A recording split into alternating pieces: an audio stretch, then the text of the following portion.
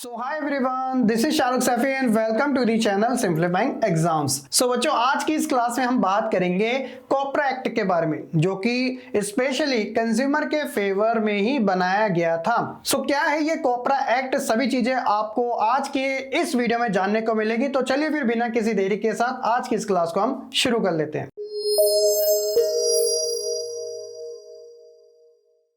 सो बच्चों, अगर बात करें हम कॉपरा एक्ट के बारे में, तो इसकी अगर फुल फॉर्म जो सबसे ज्यादा इंपॉर्टेंट है वो है द कंज्यूमर प्रोटेक्शन एक्ट 1986। जी हाँ, 1986 इसलिए लगाया गया क्योंकि इसी दौरान ये पास किया गया था। तो क्या बात की जा रही है?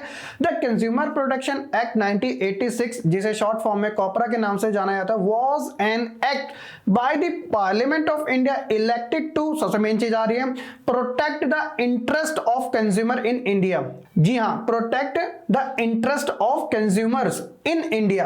पहले तो ऐसी चीज नहीं थी कि भैया रिस्पॉन्सिबल खुद ही कंज्यूमर को माना जा रहा था कि भैया आपने परचेज ही क्यों किया इस शॉप से, क्योंकि आपकी अब कोई सुनवाई तो है नहीं। लेकिन इस एक्ट आने की वजह से बहुत सारे जो प्रोड्यूसर्स थे, ट्रेडर्स थे, मैन्युफैक्चरर्स थे, उनको ये रियलाइज हुआ कि नहीं, अगर अब हम कंज्यूमर को एक्सप्लॉइट करते हैं तो कहीं ना कहीं हमारी भी कोई खैर नहीं होगी। तो the act was passed in assembly in October 1986 and come into force on December 24, 1986। तो आज भी दिसंबर ही है बच्चों, आज ही के दिन ही तो हमारा ये जो कंज्यूमर प्रोटेक्शन एक्ट था वो इंप्लीमेंट किया गया था। बस साल का डिफरेंट है, वो है 1986 में। लेकिन इस चीज को देखते हुए, लोगों की डिमांड्स को देखते हुए और जिस तरीके से ग्लोबलाइजेशन इंडिया के अंदर आया, उन सभी चीजों को ध्यान में रखते हुए क्या हुआ कि इट वॉज रिप्लेस्ड, ये बदल दिया गया by the consumer protection act 2019। वो होता है ना कि समय के अनुसार चीजें बदलती रहती है, तो इस एक्ट में भी कुछ अमेंडमेंट किए गए, कुछ चेंजेस किए गए, तो अब इसे 2019 के अकॉर्डिंग जाना जाता है। It was made for the establishment of consumer council and other authorities for the settlement of consumers grievances and matter connected with it. यानी कि अब एक तरीके से कंज्यूमर के लिए ही ज्यादातर क्या होगी, चाहे वो ऑर्गेनाइजेशन हो या फिर अथॉरिटीज क्यों ना हो, वो उन्हीं के फेवर में ज्यादा बात करेगी। जो उनकी प्रॉब्लम्स है, जो उनकी ग्रीवेंसेस है, उनके बारे में सुनवाई की जाएगी। ऐसा नहीं है कि किसी कंज्यूमर के साथ किसी भी प्रकार की अनफेयर एक्टिविटी हुई है तो उसकी बात नहीं सुनी जाएगी, बल्कि सुनी जाएगी इस एक्ट आने की वजह से। अब देख लीजिएगा, पहले तो कुछ था नहीं, आज के समय बहुत सारे ऑर्गेनाइजेशन एस्टैब्लिश हो चुकी है जो कंज्यूमर के फेवर में बात करती है। जैसे एग्जांपल के तौर पे देखिए, वेरियस कंज्यूमर ऑर्गेनाइजेशन, तो consumer education and research centre जो कि गुजरात में आपको देखने को मिलेगा, bureau of Indian standard, federation of consumer organisation जो कि तमिलनाडु में है, मुंबई ग्राहक पंचायत, जी हाँ कुछ ऐसे नाम भी है, consumer voice new Delhi capital के अंदर है, लीगल एंड सोसाइटी कोलकाता के अंदर, अखिल भारतीय ग्राहक panchayat, the consumer I India, और लास्ट है यूनाइटेड इंडिया कंज्यूमर एसोसिएशन। तो इतने सारे ऑर्गेनाइजेशन है, आप कुछ को याद रख सकते हैं। और इनके बारे में अगर आप डीपली से अच्छे तरीके से पढ़ना चाहते हैं तो आपको गूगल पे भी ये सारी चीजें अवेलेबल हो जाएगी। बट अभी आपके लिए लिमिटेड इन ऑर्गेनाइजेशन के बारे में आपको पता होना जरूरी है, जो कि कंज्यूमर के फेवर में बात करती है। उसके बाद बात करते हैं कि इस एक्ट में बात क्या की गई थी, जो कि सबसे ज्यादा इंपॉर्टेंट है आपके लिए जानना। तो देखिए क्या कहा जा रहा है कि अंडर कॉपरा यानी कि consumer protection act, a 3-tier quasi judicial machinery at the district level, state level and national level help in solving consumer disputes।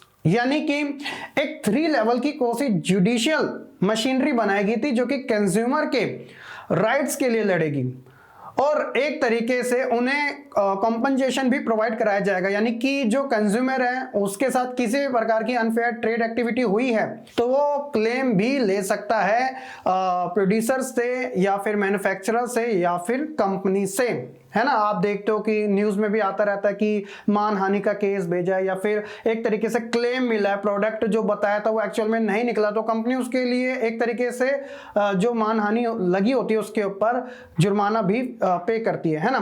तो क्लेम अमाउंट कहां तक किया जा सकता है, यानी कि कॉम्पनसेशन कहां तक लिया जा सकता है। जैसे अगर हम डिस्ट्रिक्ट लेवल की बात करें, जिसे हम जिला स्तर की बात कहते हैं, तो यहाँ पे 20 लाख तक। इसके अलावा स्टेट लेवल की जब बात आएगी तो ऐसी ऐसी सिचुएशन में 20 लाख से 1 करोड़ तक, और जब नेशनल लेवल की बात आएगी तो ऐसे में 1 करोड़ तक, 1 करोड़ से ज्यादा तक का क्लेम अमाउंट किया जा सकता है। तो इसलिए अक्सर ये बात की जाती है कि जब कभी आप किसी चीज को परचेस करते हो तो उसका बिल रिसिप्ट होना काफी ज्यादा जरूरी है, चाहे आप उसका टैक्स इनवॉइस क्यों ना निकलवाए, क्योंकि आगे चल के अगर आपको किसी भी चीज में प्रॉब्लम फेस होती है उस चीज को लेकर, तो आपके पास वो प्रूफ होना जरूरी है। और प्रूफ के तौर पे ये जो बिल होते हैं, जो एक तरीके की रिसिप्ट आप कहते हो, ये काफी इंपॉर्टेंट रोल प्ले करते हैं, क्योंकि कंज्यूमर कोर्ट के अंदर बातों से नहीं बल्कि एविडेंस, सबूतों के आधार पर यह तय किया जाता है क्या आपके साथ वाकई में ही कोई अनफेयर ट्रेड एक्टिविटी हुई भी है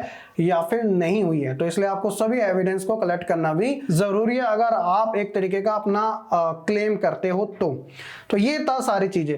और इसीलिए बच्चों इसके ऑब्जेक्टिव यानी कि उद्देश्य बताए गए थे कि ये लाया क्यों गया है। देखिए उद्देश्य ये थे इसके ऑब्जेक्टिव्स कॉपरा एक्ट के। तो सबसे पहले है the right to be protected against the marketing of goods and services which are dangerous to life and property. तो सबसे पहला लोगों को सेफ्टी का जो राइट था वो प्रोवाइड करवाना जरूरी था, और साथ ही the right to be inform about the quality, quantity, purity, standard and price of good और services as the case may be protected the consumer against unfair trade practices. यानी कि लोगों को इंफॉर्मेशन भी प्रोवाइड कराना कि जिस भी चीज को आप परचेस कर रहे हैं उसकी क्वालिटी क्या है, क्वांटिटी क्या है, प्योरिटी उसमें कितनी है, और साथ ही अगर उसका स्टैंडर्ड और प्राइस क्या क्या है, ताकि कंज्यूमर को पता तो रहे। उसके अलावा right to choose wherever possible access to variety of good and services at competitive price. यानी कि every consumer has the right to choose the good और services of his or her likings. यानी कि पसंद और नापसंद लोगों के पास अवेलेबल होनी चाहिए, यानी कि ऑप्शन अवेलेबल होना चाहिए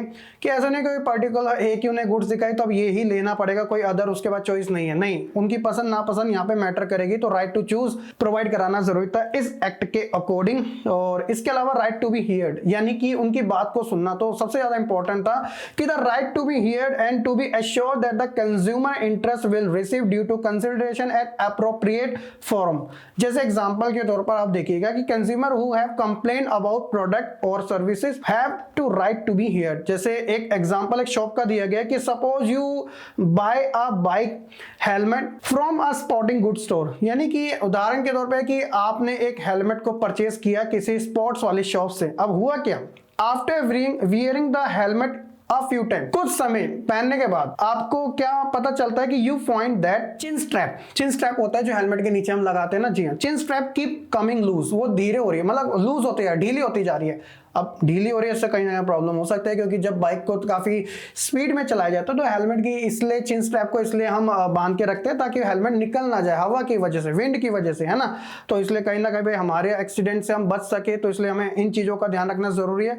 तो you have to right to let the store know you are not satisfied with the helmet. तो ऐसे सिचुएशन में क्या होगा, रिप्लेस करके आपको परफेक्ट वाला हेलमेट प्रोवाइड करा दिया जाएगा, क्योंकि आपको बात सुना जा रहा है। नहीं होगा तो कहीं ना कहीं उस प्रोड्यूसर के साथ जो वो सेलर है प्रॉब्लम क्रिएट हो सकती है, क्योंकि ये सारी चीजें आपके फेवर में बात की जाती है ना।